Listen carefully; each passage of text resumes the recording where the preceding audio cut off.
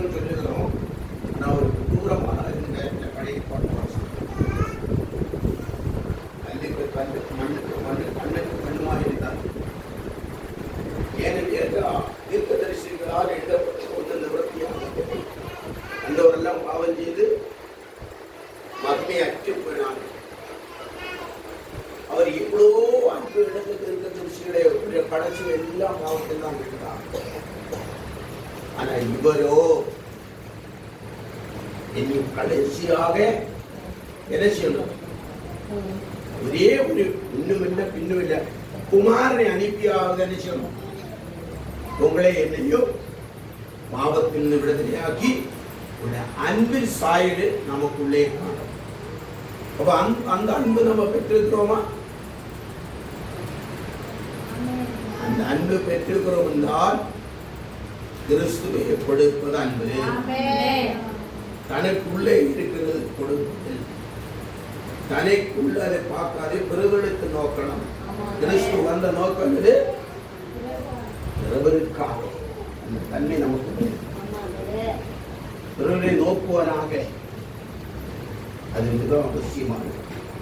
கர்த்தருடைய பரிசுத்த நாமத்துக்கு ஸ்தோத்திரம். எல்லாரும் கிறிஸ்துமஸ் கொண்டாடுறதுல மிகுந்த கவனமாக இருக்கிறது. இவரை சொன்னதை செய்வாரோ அப்படின்னு கவனிக்கிறவங்க எத்தனை பேர் இருக்கீங்க? இவர் சொன்னதை செய்வாருன்னு கவனிக்கிற எத்தனை பேர் இருக்கீங்க? அவரு சொல்லிப்பாரு செய்ய மாட்டார், நிச்சயமா செய்யல. ஆகவே அல்லேலூயா. ஆகவே அன்பை கொடுங்கள். இயேசு கிறிஸ்துவை பெற்றுக் கொண்டதே மற்றுக் கொடுக்க. அது எல்லா அர்த்தம் செய்யணும். கிறிஸ்துவத்தை என்னெல்லாம் பெற்றுக் கொண்டீங்க அதை என்ன செய்யணும்? அதுலாம் அவரிடத்தில் நீங்க என்னெல்லாம் பெற்றுக் கொண்டிருக்கிறோ அது பிறர்களுக்கு கொடுக்கணும். எப்படி கொடுக்கணும்? அன்பா கொடுக்கணும். ஒரே ஒரு வார்த்தை இருந்தேன். 18 ஆண்டுகளுக்கு முன்பே நான் வந்த போது உங்களிடத்தில் எப்படி பேசினேன்? அன்பா பேசுறேன்ல. அன்பா பேச. அப்போ உங்களுக்கு என்ன தெரியும்? ஏசப்பா தெரியும். பாஷை எப்பவும் அன்பா தான் பேசுவாங்க, அப்பா பேசுவாங்க. உண்மைதானே? அது போக போக மாறி இருந்துச்சா? மாறி இருந்துச்சு. அந்த மாற்றி கிரியைகள் வர வர உங்களுக்கு வைராக்கியம் வந்துடுச்சா? சொல்லுங்க. பிள்ளை எது வரைக்கும் கொஞ்சுவீங்க? அடுத்தது சரி. அப்போ வாழ்க்கையில காரம் சேருமா சேராதா? காரம் இல்லாத எப்படி இருக்கும்? சிலர் காரமே எனக்கு வேண்டான்னு இதே போதும். காரம் இழந்திருந்தா தான் இனிமையா இருக்கும் வாழ்க்கை. அவன் சந்தோஷமா இருக்கீங்களா? இந்த அதிகார பின்வகை சில காரியங்களை உங்களை தியானிச்சு அனுப்பி விட்டுருவேன். நீங்கள் சந்தோஷமாய் போய் கிறிஸ்துமஸ் கொண்டாடுங்கள். என்னையும் நினைச்சுக்கோங்க. அந்த மத்திய அதிகாரத்துக்கு நாம் கடந்து போவோம்.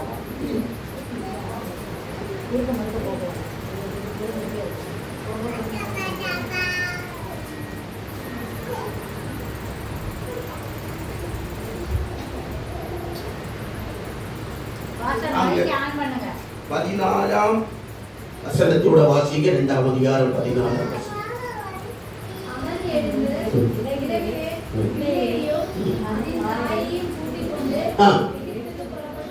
பிறந்த ஒரு இடம், இப்ப வாழ போற ஒரு இடம். அல்லேலூயா. அவ பிறந்த ஒரு இடம், வாழ்ந்த ஒரு இடம், வாழ்ந்து கொண்டிருக்கிற ஒரு இடம்.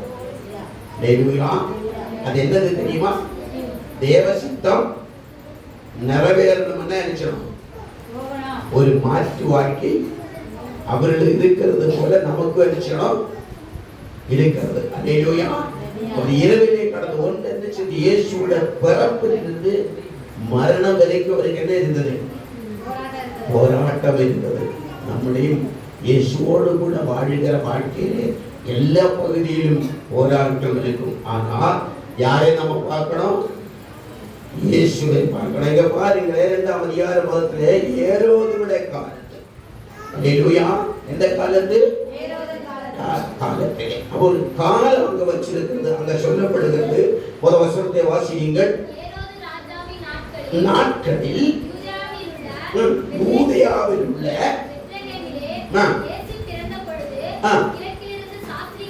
அப்ப பிறந்த தேசம் எங்க? பெத்லகேம். நல்ல எழுச்சிங்க. யூதா பிறந்தா, இயேசு கிறிஸ்து பிறந்தது யாருடைய காலத்துல? ஏரோது ராஜா நாட்களிலே. காலம் சொல்ல நாட்களிலே. இப்ப பேர் யாரு கூட இவரு சொல்லல. இப்ப யார் சொல்றாங்க? யூதருக்கு ராஜாவை பிறந்தவர் எங்கேன்னு இருக்கிற இதுக்கு பேர் யார் போடுறாங்க? நான் தான் ராஜாவுன்னு அவங்க கேட்ட இடத்துல அவரை சித்திரவதை செய்கிற நீதான் யூதரோட ராஜாவான்னு கேட்கும் போதுதான் அவர் சொன்னார். இவங்க முந்திக்கிட்டாங்க. புரியுதா? யூதருக்கு ராஜா பிறந்தவர் எங்கேன்னு கேட்கிறார். வாசிங்கள். அப்ப இயேசு கிறிஸ்துவோட பிறப்பு மணிக்குடத்துல அநேக பிறப்புகள் இருக்கு. அவன் எத்தனை பேர் பிறப்பு இருக்குது? பல விதத்திலே பிறக்கிறத பிறப்பொண்டுதான். பல கோணத்திலே பிறக்கிறார்கள். குடும்பத்திலே பிறக்கிறார்கள், ஆஸ்பத்திரியில பிறக்கிறார்கள், ரயில்வே ட்ரெயின்ல பிறக்கிறாங்க, பிளெயின்ல பிறக்கிறாங்க, வாகனத்தில பிறக்கிறாங்க, குப்பத்தொட்டிலும் பிறக்கிறாங்க. ஆனா இயேசு கிறிஸ்துவோட பிறப்பு மிக மிக வித்தியாசமாக இருந்தது. அது ஆச்சரியமாக இருந்தது. அது நட்சத்திரங்களை வெளிப்படுத்துகிற ஒரு அடையாளமாக பிறந்தது. அதற்கு சில தூதர்களும் அடைக்கப்பட்டிருந்தது. அது முன்னோடியாகவே இருந்தது. அல்லேலூயா. இப்ப அதுல முதல்ல என்ன? ராஜாவாக தோன்றினவர் எங்கேன்னு யாரு? ஏரோது காலத்திலே அவரு கேட்கிறாரு. இப்ப இரண்டாவது நட்சத்திரத்தை பார்க்கிறோம். வாசிங்க. கிழக்கிலே அவருடைய நட்சத்திரங்களே கண்டு, நட்சத்திரத்தை கண்டு. அப்ப எது பணியணும்? முதலாவதாக அடையாளங்களே பணிந்து கொள்ளுகிறார். சிலது இந்த கிழமைகளை பார்த்துச்சுன்னா சூரியனை நமஸ்கரிப்பாங்க. நீங்க யாரும் நமஸ்கரிச்சிருக்கீங்களா? நமஸ்கரிச்சிருக்கீங்க? சூரிய நமஸ்காரம் அப்படின்னு ஒரு காரியம் கிடைக்கவும் இங்க நட்சத்திரத்தை பார்த்து பணிந்து கொண்டு வந்தோம் என்றார்கள். ஏரோது ராஜா அதை கேட்ட போது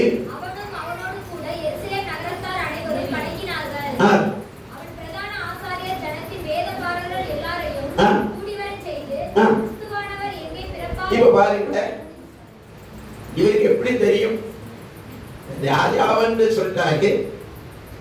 இவர் கிறிஸ்து எங்க சிலர் பிறந்திருக்கிற என்று கேட்டது மாத்திரம் இல்ல, என்ன சொல்றாரு? கிறிஸ்துவ பேரு போட்டாரு. கிறிஸ்துவன்னு தூதன் வெளிப்படுத்தினாலும் கிறிஸ்துவை அடையாளம் காட்டி காட்டுறது ஒண்ணு ராஜா, வந்து அவர் பின்பற்றி வந்த ஜனம். இங்கே சொல்லுகிறது, வாசிங்க வசனத்தை. எங்கே பிறப்பார் என்று அவர்களிடத்தில் விசாரித்தார்.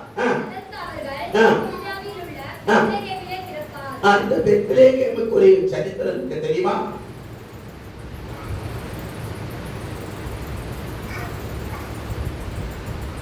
எந்த இந்த பெத்லகேம் எந்த தேசத்தில் இருக்கிறது?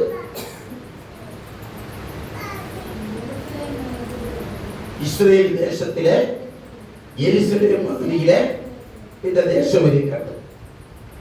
யா, உண்மைதானா? யார் மாற்றுகிறீர்களே இருக்காங்க. இயேசு எங்க பிறந்தார்? பெத்லகேமிலே பிறந்தார். அடுத்த வசனத்தை வாசிங்க.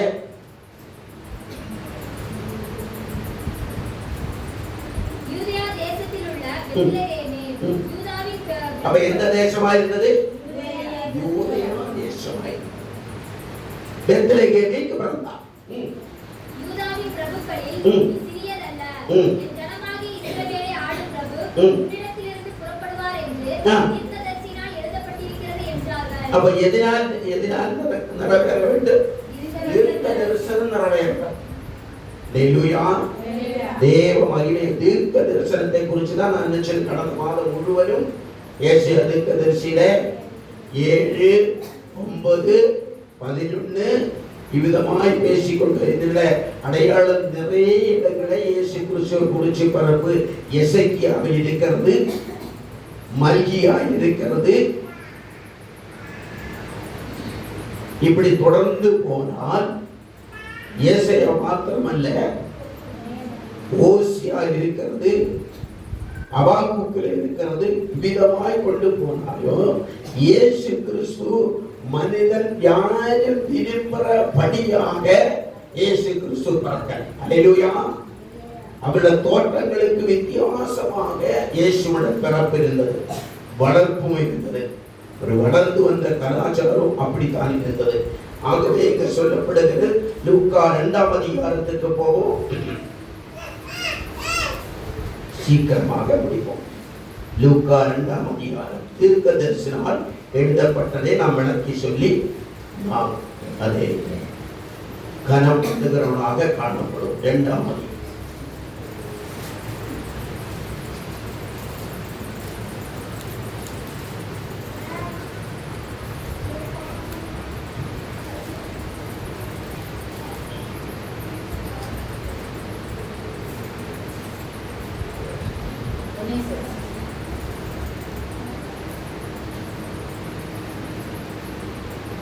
ஒன்றாம் அதிகாரம் 22ஆம் வசனத்தை எடுத்துக் கொள்ளுங்கள். 1ஆம் அதிகாரம் 22ஆம் வசனம்.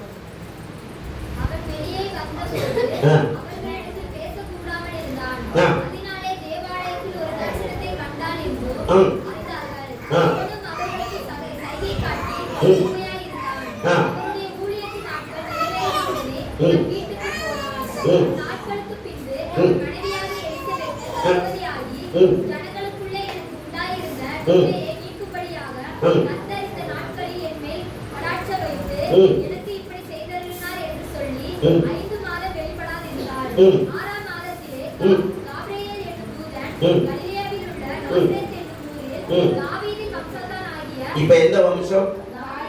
2வது வம்சம்.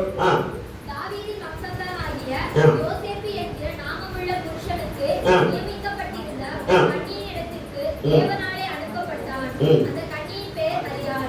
அவள் இருந்த வீட்டில் தேவதூதன் பிரவேசித்து, கிருபை பெற்றவளே வாழ்க, கர்த்தர் உன்னுடனே இருக்கிறார். இப்ப தூதன் அவளுக்கு என்ன கொடுத்த பேரு? கிருபை பெற்றவளே நீ வாழ்க, கர்த்தர் உன்னோடு கூட இருக்கிறார். இப்ப என்ன செய்து அங்கே ஒரு குமாரனோட காரியங்களை அவர் ஆதரிக்கிற வாசிக்கல. அப்ப ஸ்திரீகளுக்குள்ளே ஆசீர்வதிக்கப்பட்டவள் யாரு? அல்ல எழுதிச்சுங்க, தெரியாதவர்கள் ஸ்திரீகளுக்குள்ளே ஆசீர்வதிக்கப்பட்டவர்கள்.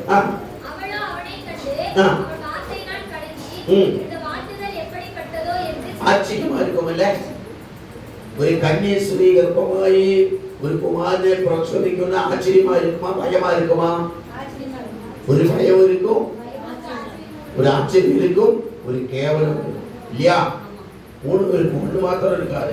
என்னது? ஒரு காரியம் இருக்கும், என்ன இருக்கும்? அந்த மகிழ்ச்சியா இருந்தா எல்லாருக்கும் மகிழ்ச்சியா இருக்கும். இது அப்படிப்பட்ட ஒரு மகிழ்ச்சியான காரியம் மனுஷனுக்குள்ளே சொல்ல முடியாது. என்னது? சொல்ல முடியாது. ஏனென்று கேட்டால் திடீர்னு வானத்தில் ஒரு தூதன் இறங்கி வந்து புருஷன் அறியாது இருக்கிற ஒரு கன்னிஸ்ரீயே அவர் தனியா இருக்கும் அவர் வீட்டுக்குள்ள பிரவேசித்து எப்படி சொல்ல, நீ கர்ப்பவதியாய் ஒரு குமாரனை பிரபு அவருக்கு இயேசு என்று பேர் வகை என்று சொல்லி அனுப்பிச்சாங்க. திடீர்னு சொன்ன அந்த மரியை என்ன நினைச்சிருப்பாங்க? பலவிதமாக கலங்கி கொண்டும் பயந்து கொண்டும் இது எப்படி ஆகும் சிந்திச்சிருப்பாங்க. நிறைய சிந்திச்சிருப்பாங்களா இல்லையா? அவன் இது பூலோகம் எனக்கு என்ன கொடுப்பாரு பேரு என்னெல்லாம் தேவதூதன் என்ன சொல்ல, நீ பாக்கியவதியா இருப்பான், பூமியில நீ எப்படிப்பட்டவா இருப்பான்? ஆஸ்வதிக்கப்பட்டவா இருப்பான் என்று வாழ்த்திக்கிட்டு போனார். சொல்லிவிட்டு வாழ்த்திட்டு ஆசீர்வாதத்தை சொல்லிவிட்டு போனார். வாசிக்கலாம். தேவதூதன் அவளை நோக்கி, மரியாளே பயப்படாதே, பயப்படாதே. பாத்தீங்களா? பயப்படாதே. நீ தேவனிடத்தில் கிருபை கிருபை பெற்ற ஒரு ஆத்துமா என்ன செய்யக்கூடாது சொல்லுங்க. நீங்க வாழ்க்கையிலே யாரு கிருபை பெற்றாங்களோ அவங்க வாழ்க்கையில் நினைச்சது பயப்பட மாட்டேன்னு சொல்லுங்க. ஆண்டவராகிய இயேசு கிறிஸ்து பயப்படாதே என்று சொன்னாரா? சொன்னாரா? ஆனா நமக்கு பயம் இருக்குதா? இருக்குது. தேவதூதன் வந்து சொல்லி நீ பயப்படாத மரியாதைய சொல்லிட்டு போனாரு. மரிய பயந்து இருக்குமா? பயந்து இருக்கும். இருக்கும். ஏன்னு கேட்டா கண்ணி ஆமென் கண்ணி சொல்லி கவர்ந்த கவனம் ஊராறு உலகத்தாறு வரைக்கல காண்கிற அனைத்துவரும் என்ன செய்து ஒரு எளிமையான. ஆனா ஆண்டவரோட வார்த்தை தேவதூதன் சொல்லுகிறார் மரியாதை என்ன செய்யக்கூடாது? பயப்படக்கூடாது. அருமையான கர்த்தர் பிள்ளைகளை நீங்க என்ன செய்யக்கூடாது? பயப்படாது. அதே தன்மைதான் நமக்கு வரணும். நம்ம பரிசுத்தமா இருக்கிறோம். அல்லேலூயா. நம்ம எப்படி இருக்கிறோம்? பரிசுத்தமா இருக்கிறோம். வாசிக்கலாம். தேவதூதன் அவளை நோக்கி மரியாதை பயப்படாதே. நீ தேவனிடத்தில் கிருபை பெற்றாய். இதோ நீ கர்ப்பவதியாகி ஒரு குமாரனை பெறுவாய்.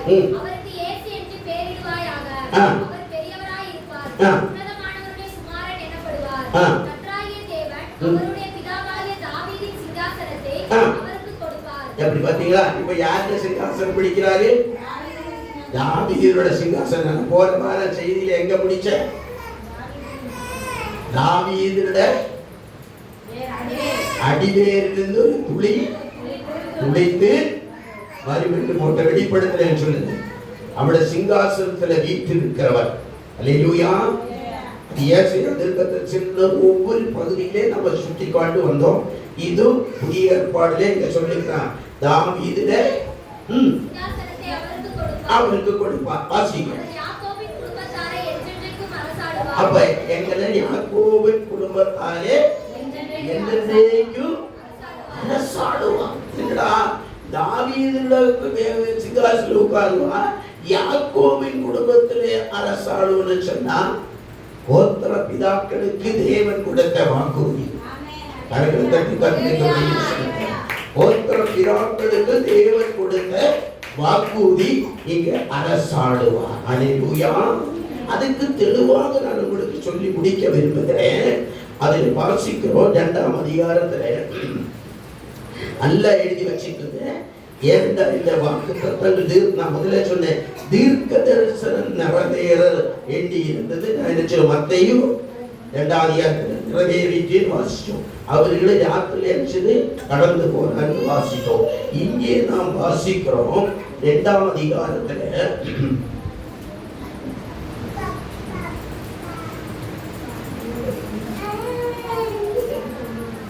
அதே 1ஆம் அதிகாரத்தில் வரும். ஏனென்றால் உங்களுக்கு தெளிவாக சொல்லுங்க. வாசிக்கலாம். அதே 1ஆம் அதிகாரம் 69ஆம் வசனத்தில் வாசுவாங்க. 68 வாசுவாங்க. அப்பதான் விளங்கும். இஸ்ரவேலின் தேவனாகிய கர்த்தருக்கு ஸ்தோத்திரம் உண்டாவதாக. அவர் நம்முடைய பிதாக்களுக்கு வாக்குத்தத்தம் பண்ணின பாருங்க. தீர்க்க தரிசனம் வாக்குத்தத்தம் பண்ணினது பரிசுத்த உடன்படிக்கை. நினைத்தருளி என்ன உடன்படிக்கை? நீங்கள் நானும் எதுக்காக உடன்படிக்கை? பரிசுத்த உடன்படிக்கை. என்ன உடன்படிக்கை? அவருக்கு பரிசுத்த உடன்படிக்கை. சத்துருக்களின் கைகளில் நின்று நீங்கள் விடுதலையாக்கப்பட்டு உயிரோடு இருக்கும் நாளெல்லாம் பயமில்லாமல் எனக்கு முன்பாக பரிசுத்தத்தோடும் நீதியோடும் எனக்கு ஊழியம் செய்ய கட்டளையிடுவேன் என்று. பார்த்தீங்களா? பரிசுத்தத்தோடும் நீதியோடும் பயமில்லாமலும் உயிரோடு இருக்க நாடு மட்டும் என்ன வாசிக்கலாம். பார்த்தீங்களா? அவ எங்க கொண்டு போறாங்க? ஆபிரகாம் அழைத்து போட்டு நீ பூமியிலே சகல வம்சங்களுக்கு பிரபுவாயிருப்பேன், ஒரு சந்ததிகளெல்லாம் பெருகி தோன்றி வருவது. அப்ப இது இயேசு கிறிஸ்துவின் காலத்துல வந்துருச்சா? வந்துருச்சா? நீங்களும் நானும் இன்னைக்கு ஒரு நோக்கு பார்வையோடு இருக்காதபடி நமக்கு கொடுக்கப்பட்ட வாக்கு தத்தங்கள் சந்ததிகளுக்கு, சந்தானங்களுக்கு, பின் சந்ததிகளுக்கு அது வரிமண்டு தீர்க்க தரிசனால் எழுதப்பட்ட நிறைவேறும்படியாக இப்படி இந்த வேதம் சொல்லுகிறது. கீழே வாசிக்கலாம். ஆதி முதல் கொண்டிருந்த ஆதிகளில் கொண்டிருந்த நம்முடைய பரிசுத்த தீர்க்கதரிசிகள் வாக்கினால் சொன்னபடியே நம்முடைய ஜனத்தை சந்திச்சு மீட்டுக் கொண்டு நம்முடைய சத்துருக்கள் நம்மை பகைக்கிறவருடைய யாவருடைய கையிலிருந்தும் ரட்சிக்கும்படிக்கு வம்சத்தில் பதிவாக தாவீது வழியே வந்து கொண்டிருக்கிறது. ஆபிரகாம் சொன்னாரு, அதோட வரிகளை சொன்னாரு. தாவீதுடைய கொம்பை தாவீது வம்சத்தில் இருந்து கொம்பை தாவீதுடைய வம்சத்தில் நாம் வாசிக்கும் போது எங்க பிறந்தா இந்த கிறிஸ்து ரட்சகரு தாவீதின் ஊரிலே பிறந்தார், குலத்திலே பிறந்தார், சிங்காசனம் உட்கார்ந்திருந்தார். ஒரு அல்லேலூயா சொல்லுங்க. நான் தாவீதின் ஈசாயில அடித்துளி எடுத்தும் தாவீதுடைய வழியாக அவருடைய சிங்காசனோட குடும்பத்தில் பிறந்தார், பட்டணத்தில் பிறந்தார். ஆமென். வாசிச்சிருக்கீங்களா? வாசிச்சிருக்கீங்களா? நான் வாசிச்ச போது கடந்த மாதம் இந்த மாதம் முழுவதும் அதைத்தான் நான் சொல்லிக் கொண்டு வருகிறேன். இங்கே பாரு, நம்முடைய பூர்வனாய ஆபிரகாமுக்கு கொடுத்த வாக்கு தத்துவத்தின்படி வாசியமாக செய்யலாம்.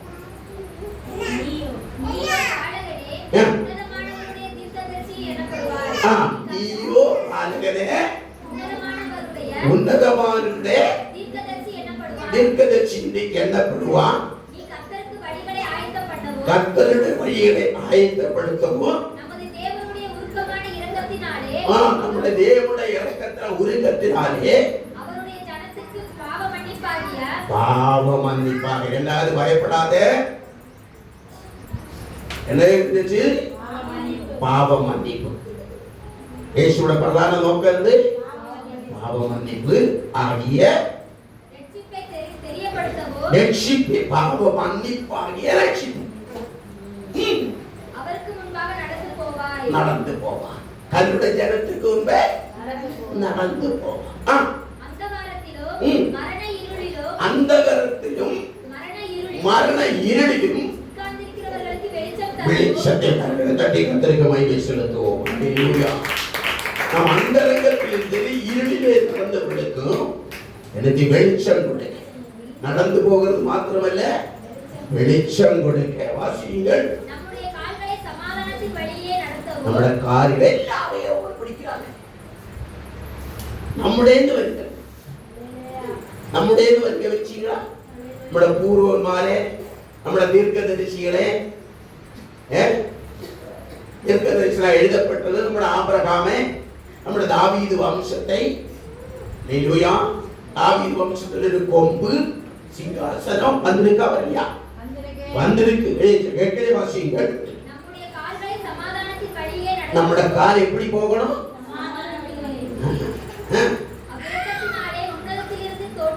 அவனுடைய காரியங்கள் உன்னதத்திலிருந்து தோன்றிய அந்த உன்னதத்தில் தோன்றிய அந்த அருணோதயம் யாரை சந்திச்சது? என்ன சந்திச்சதுங்க? உங்களை சந்திச்சது. சந்தோஷிக்கிறீங்க? அதுதான் நம்மளை சந்திச்சது. நம்ம சந்திச்சோமா? நமக்கு அந்த நேரம் நமக்கு தெரியல, ஆனா நம்மளை சந்திச்சோம். தம்பி எல்லாத்தையும் கரெக்ட் பண்ணிக்கலாம். நிறைய முறை யாரும் வச்சிருப்பாங்க. அதான் ஜாகிரதை. அடுத்த வருஷத்துக்கு போவோம். பிள்ளை வளர்ந்து பிள்ளை கொண்டாது அவருடைய வழிகள், அவர் இருக்க போற இடங்கள், தன்மைகள், நம்மளை நேசிக்கிறது, வழி நடத்துகிறது. இப்ப மறுபடியும் பிள்ளை வளர்ந்து எப்படி வந்தா? ஆவியிலே பலன் கொள்ளணும். பிள்ளை பிறந்தா போதாது, அது கொஞ்சம் ஞானிச்சா எப்படி இருக்கும்? நீங்கள் ஞானி பிள்ளையாய் பிறந்தா போதாது, ஆவியிலே பலன் கொள்ளணும். ரொம்ப ஒரு செய்தி நான் வச்சிருக்கேன், ஆனா இன்னைக்கு எடுக்க மாட்டேன். ஏன்னா அங்க பிரியாணி கறியெல்லாம் ரெடி ஆயிடுச்சு. என் மகன் நினைப்பா அவனுக்கு நிறைய வேலை இருக்கு, ரொம்ப நேரம் இழுத்தா நான் என்ன செய்வேன். ஆகவே பிள்ளை பிறந்தது ஆவியிலே பலன் கொண்டு தன்னை காமிக்க. பாத்தீங்களா, நான் இந்த தேசத்துல இஸ்ரேல் மக்களுக்கு என்னை காமிக்கணும். யாரை காமிக்கணும்? இயேசுவை காமிக்கணும். வளர்ந்து பட்டு வந்த நான் வந்த நோக்கத்தை ரெண்டு மாதிரி பிள்ளையா உடனே காட்டினாரா? வந்து ஆவியிலே பலன் கொண்டு இஸ்ரவேலுக்கு தான் அந்த நோக்கத்தை நிறைவேற்ற யூத ஜனங்களை தான் தெரிந்து கொண்ட ஆபிரகாம் கொடுத்த வாக்குறுதியிலே ஆபிரகாமோடு செய்த உடன்படிக்கைக்கு நான் வந்தேன், பிறந்தேன், இப்போ வளர்ந்தேன், ஆவியிலே பலன் கொண்டேன். இப்போ வாக்குத்தத்தை நிறைவேறணும் என்ன சொன்னோம்? இஸ்ரவேல் ஜனங்களுக்கு தன்னை காண்பிக்கும் விடுதி. அப்போ எங்க இருந்தாரு? பிறந்தது ஒரு இடம், இப்ப எங்க வாழ்ந்துட்டீங்க? உள்ள வர முடியாது. அவர் இதான் ஒரு நாட்கள் வச்சிருக்கிறாரு. 30 வயசு வரைக்கும் நினைச்சணும்.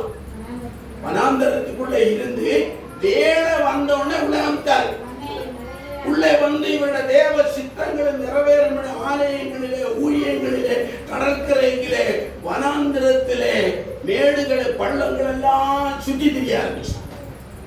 அல்லேலூயா. காமிக்கணும் இல்லை? அப்ப பிரச்சனை எழுப்புமா எழுப்பாதா? இப்ப எருசலேமிலே பிறந்த, பெத்லகேமிலே பிறந்த அவர் ஆத்திலே கடந்து எல்லாரும் தேடிப்பாங்க. அப்படித்தானே? ஏடாம் இருந்திருப்பாரா? எப்படியாவது சொல்லுகிறது அவரை தேடி எப்படியா அழிக்கணும்னு இந்த ராஜா பல திட்டங்களை போட்டிருக்காரு. அப்பப்ப தேவதூதன் அவர்களுக்கு ஆலோசனை கொடுத்து அவரை வழி நடத்தி குறித்த வேளையிலே தன்னுடைய ஜனத்துக்கு வெளிப்படுத்த. கீழே வாசியுங்கள்.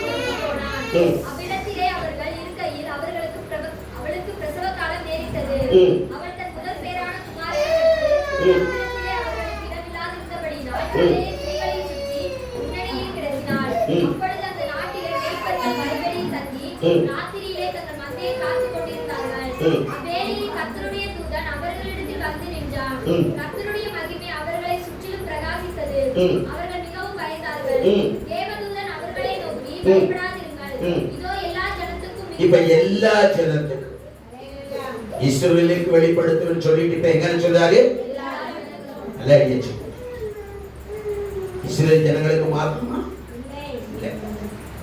நீங்க உரிமை கொண்டாடணுமா வேண்டாம்? நீங்க தான் அதிகமா கொண்டாடணும்.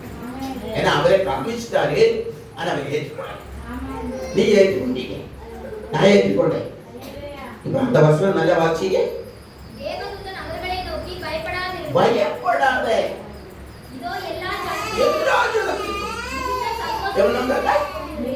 மிகுந்த சந்தோஷம்.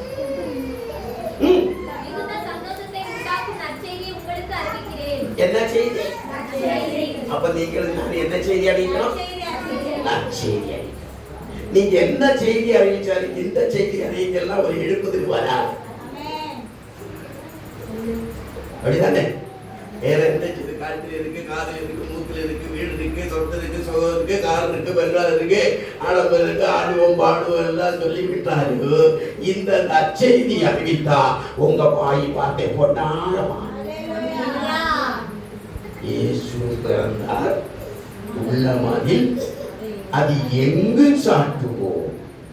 அவன் பூசிப்பும் குடிப்பும் தேவராஜ்யம் பரமாவியில் மகிழ்வோ. அப்போ பரமனுடைய அந்த சந்தோஷம் நீங்களும் நானும் பெற்றி கொண்டா கொடுப்போம். கொடுத்தா நான் அறிவேன் கம்பி வடிச்சியா எழுதனே வாசிங்க சீக்கிரம். தம்பி அந்த தீ வர இருந்தா உங்களுக்கு நேரம் சீக்கிரம். இப்ப எங்க பிறந்திருக்கிறான்? எங்க பிறந்திருக்கிறான்? பெத்தேகேலே பிறந்தா. இப்ப எங்க பிறந்திருக்கிறார்?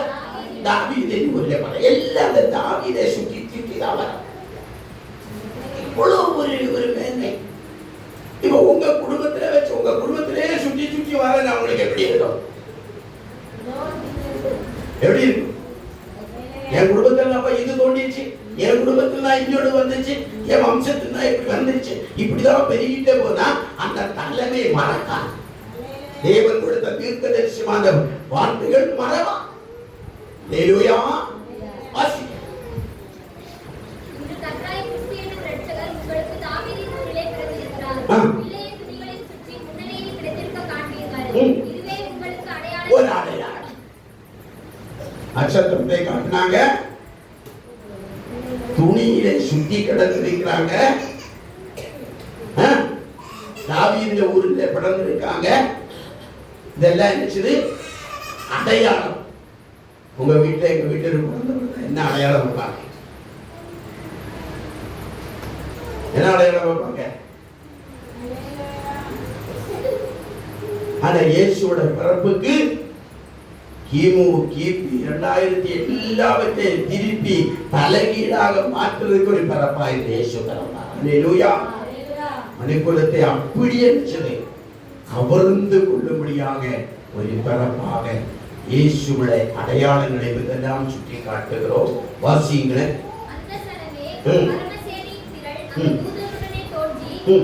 ஒரு பரமசேனை அவங்களுக்குள்ளே தோண்டி பூமியிலே சமாதானமும் மனுஷர்மேல் பிரியமும் உண்டாவதாக என்று சொல்லி தேவனை துதித்தார். கரங்களை தட்டி கர்த்தருக்கு உன்னதத்திலே மகிமையும் தேவனுக்கு மகிமை. உன்னதத்திலே மகிமை, பூமியிலே சமாதானமும். அப்ப அவருடைய தன்மை எப்படி இருந்தது? மனுஷன் மேலே. அப்போ அவருடைய தன்மை நமக்குள்ள இருந்தா தேவனுடைய தன்மை எங்க கொண்டு செல்லணும்? கொண்டு செல்லணும். வந்து விட்டதா தம்பி? வரல. அல்லேலூயா. கர்த்தர் பரிசுத்தமாக மூன்று தடவை உன்னதத்திலே மகிமை, பூமியிலே சமாதானம், மனிதன் மேல் பிரியம். தேவனுடைய நோக்கம் எந்த வீட்டிலே ஆனாலும் சமாதானம் இல்லைன்னா என்ன நடக்குவாங்க? எல்லாம் இருக்கு, அந்த சமாதானம் இருக்காது. அது யாருக்கு தெரியும்? ஆண்டவனுக்கு தெரியும். நம்ம சமாதானத்துக்கு அலைஞ்ச மாத்திரங்கள் அல்ல, மனம் போல அலைஞ்சவர்கள், தேவைகளுக்காக ஓடினவர்கள், கண்ணுக்காக கண்டதுக்கெல்லாம் ஓடினவங்க. அந்த சமாதானத்தை தேடவில்லை. சமாதானக்காரனுக்கு சொல்லுகிறது பூமியில் என்ன விடுமா? சமாதானம் விடும். இந்த தேசத்தை எடுத்து பாருங்க, சமாதானமே இல்லை. மனிதன் மேல பிரிய கொள்வதற்கு ஒரு நோக்கம் இருக்கும். ஆனா தேவனோ மனிதனை சிருஷ்டித்தபடினாலே அவனுக்கு என்ன இல்லை? சமாதானம் இழந்து போனவனா இருந்தபடினாலே அவனுக்கு என்ன கொடுக்கணும்? சமாதானம் கொடுக்கணும். சாப்பிட்டீங்களா? சாப்பிட்டேன். இதுதான் பாசம் சமாதானம். சாப்பாடு சாப்பிட்டேன், திருப்தி இல்லை. திருப்தி இல்லை. நான் இருந்துச்சு மன நிறைவு இல்லை. வருமானம் இருக்கு, பத்தலை, மனக்குறைப்பு தான்.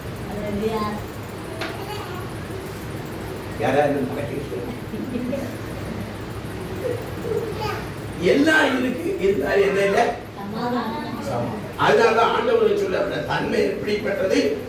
உன்னதத்திலே மகிமையும் பூமியிலே சமாதானமும் மனுஷன் மேல புரியும். அவருடைய வருகை என்ன நோக்கா? மனுஷனை அப்போ அவருடைய தன்மை அவர் ஏக தெய்வம், சத்திய தெய்வம், இணையில்லாத தேவன். அவர் தனிமையாய் இருக்கிறவரு, தனிமையாய் வந்தவரு. அப்ப யாரை ஒருவர் அவர் இணைக்க விரும்புகிறாரு? மனிதனோட கண்களை தட்டி காத்திருக்க அவர் மனிதனோடு கூட இணை வந்தார். மற்றொரு தூதர்களோடு கூட அவர் இணை வரல. ரட்சித்து அன்பு செலுத்தி பாவ மன்னிப்போடு சமாதானத்தை கொடுத்துட்டு சொல்லுகிறார்,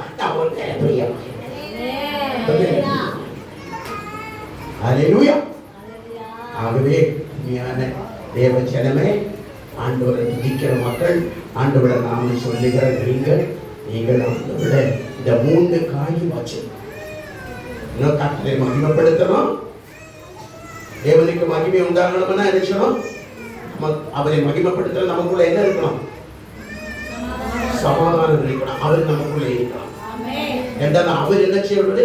உங்கள் மேலே பிரியமா இருக்க, நீங்க அவர் மேலே பிரியமா இருக்கிற கண்களை கட்டி காத்திருக்க மகிமை சொல்லுங்க. அந்த நேரம் குடிச்சிடாமா அப்படிங்களா? என் மனைவி என்ன இன்னைக்குதான் முடிக்கிறது, நான் விட்டு விடுவேன், அடுத்த நாள் விட மாட்டேன். ஆகவே ரொம்ப உங்களுக்காக நான் உள்ளத்தில் ஆழத்திலிருந்து நன்றி சொல்லுகிறேன். கர்த்தர் உங்களை தெரிந்தெடுத்திருக்கிறார், கர்த்தர் உங்களை ஆசீர்வதிப்பார். இந்த பாபு பாஷை ஆக்கி அதை அடித்து கொண்டிருந்தார்.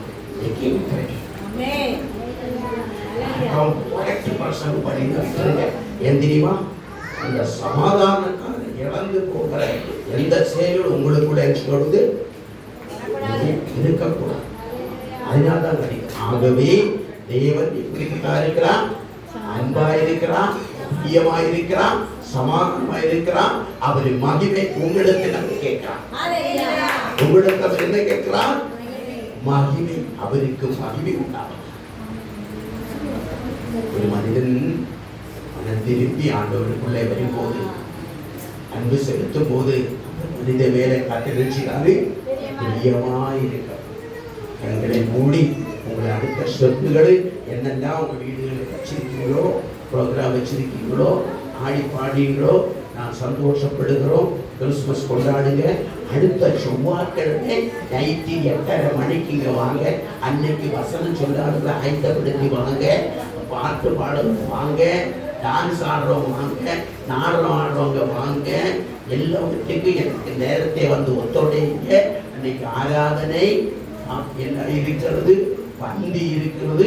ரட்சிக்கப்பட்டு ஞானஸ்நானம் எடுத்து தேவரோடு தேவ சபையோடு இருக்கிற யாவரும் புதிய ஆண்டிலேக்கு கடந்து போகிற நீங்களும் நானும் ஒப்பரவாயி தாழ்த்தி என்னை பரிசுத்தப்படுத்தும். ஆண்டவரே, நான் உன்னோடு இருந்து என் மேல நீ பிரியமாய் இருக்கிறேனே ஆண்டவரே, உனக்குள்ளே நான் இருக்க வேண்டும், உன்னை ஜீவப்படுத்த வேண்டும். உன்னுடைய சமாதானம் நோக்கத்தோட 2025 நாம் கடந்து போகிற மீதியான நாட்களே மிகுந்த ஆயத்தத்தோட வாக்குத்தத்த ஆராதனைக்காக ஜெபித்துக் கொள்ளுங்கள். வாக்குத்தத்தத்துக்காக எத்தனை பேர் ஜெபிக்கிறீங்க? வாக்குத்தத்தம் நாம் ஆபிரகாமுக்கு உடன்படிக்கை செய்யலாம், அவன் தாவீதுக்கும் உடன்படிக்கை செய்யலாம், ஈசாக்குக்கும் உடன்படிக்கை செய்யலாம். அது மாத்திரம் இல்லை, யாக்கோபுட வம்சத்தை நான் நிலைநாட்டுவேன். அதுவே உங்க குடும்பம் நிலைநாட்டிருக்கணும், பிள்ளைகள் நிலைநாட்டிருக்கணும். பரலோகத்தின் பிதாவை ஆசீர்வதிக்கப்பட்ட நேரத்தில் நாங்கள் சற்று நேரம் உன்னை ஆராதித்து மகிமைப்படுத்தி பாடி குறித்து உங்களோட பிறப்பு தீர்க்க தரிசனம் சொல்லப்பட்டு நிறைவேறி அவர் பிறந்த தேசத்தை விட்டு மறு தேசத்துக்கு போய் வளர்ந்து மற்றும் அவருக்கு இஸ்ரவேல் ஜனங்களை வெளிப்படுத்தும்படியாக காமிக்கும்படியாக அங்கே வாழ்ந்தார் என்று வாசிக்கிறோம். அது மாத்திரமல்ல, சகல ஜனத்துக்கு மிகுந்த சந்தோஷம் என்று சொன்னார்கள். அவை பயப்படாதே என்று சொன்னார்கள். தேவன் மனிதன் மேல் பிரியமாய் இருக்கிறது மாத்திரமல்ல, அவனுக்கு சமாதானத்துக்காகவே வந்தார்கள். ஆகவே கர்த்தாவே, இந்த நாளிலே நாங்கள் உமக்குள் மகிழ்ந்து சபையாய் சின்ன சபையாக எங்களை வந்திருக்கிற யாவரும் சகோதர சகோதரி வாரிய பிள்ளைகளை தம்பிமார் தாய்மார்கள் யாவரையும் ஆண்டவராய் இயேசு கிறிஸ்துவின் நாமத்தினால நீர் அவர்களை எச்சித்து ஆசீர்வதிச்சிருக்கிறோம். உம்முடைய சமாதானமும் உம்முடைய பிரியமும் உம்முடைய ஆண்டவரே ஆசீர்வாதமும் உம்முடைய பிள்ளைகளை ஒவ்வொருடைய இதயத்திலும் வீடுகளிலும் குடும்பங்களிலும் மகிழ்ச்சியாய் இருக்க கர்த்தர் செய்யும். இயேசுவின் நாமத்தில் வேண்டிக் கொள்ளுகிறோம் பிதாவே. என் ஆத்துமாவே கர்த்தரை ஸ்தோத்திரி, என் ஆத்துமாவே கர்த்தரை ஸ்தோத்திரி. கர்த்தர் சகல நம்முடைய கர்த்தராகிய இயேசு கிறிஸ்துவின் பிதாவாய் தேவனாய் பரிசுத்தமாய் சமாதானம் என்றென்றைக்கும் அவருடைய வருகை மட்டும் நம்மோடு கூட என்றைக்கும் நீடித்திருப்பதாக. ஆமென். அல்லேலூயா. Happy Christmas. பாடுங்க பாடுங்க, தெரிஞ்சவங்க பாடுங்க. அட மாட்டீங்களா?